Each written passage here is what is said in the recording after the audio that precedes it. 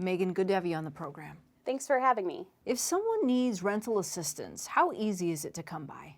So it's not immediate. Usually takes about 60 days right now. And that actually comparatively around the country is pretty good. Pima County, though, is getting its money from the federal government and then it distributes it locally, correct? Right, and Pima County has actually done really well there. So among cities, counties, states that report those numbers, Pima County is actually head and shoulders above other places in how quickly they've been able to roll out those funds.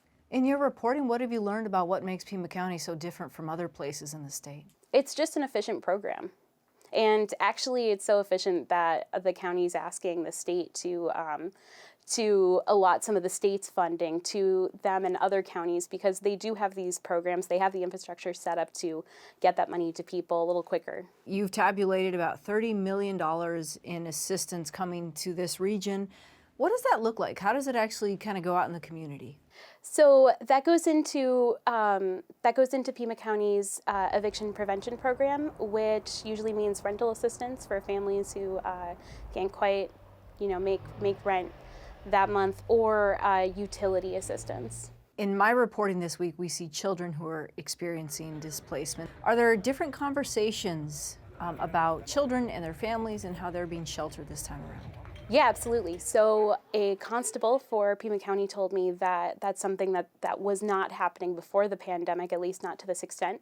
And the shelters here, for the most part, aren't built to house children to this extent. So they are mostly geared towards people who are single and people who fall into the chronically homeless category. So that means they're trying to put together programs to deal with this problem on the spot. Like hotel vouchers are a lot more common right now than they were before the pandemic. Let's move to statewide economy. You hear a lot of analysts saying that Arizona is on the rebound. They're painting a very rosy picture, but there's likely some areas that continue to lag, correct?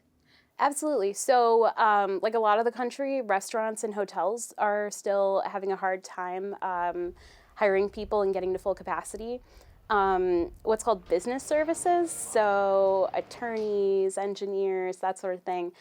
They're also a little slower to pick up. Construction has been slow for a while, and I think the pandemic didn't help. And even there's a lot of tech jobs out there in Arizona still, for sure.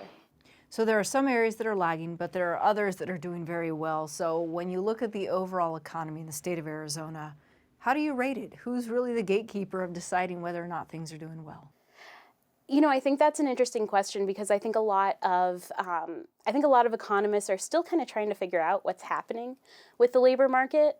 There's still a lot of unusual things, and there's still so many different reasons why things aren't, why we have such great numbers, but then a lot of businesses are saying they can't find people to work, and that could be, a lot of people decided to retire, for example, over the course of the pandemic, or people reevaluated where they were in other ways and maybe decided to make a job change. And even a lot of businesses are just not finding candidates that they feel are exactly the right fit for those jobs. It depends on which side of the spectrum you fall on. Absolutely. Okay, Megan, thank you. Thank you.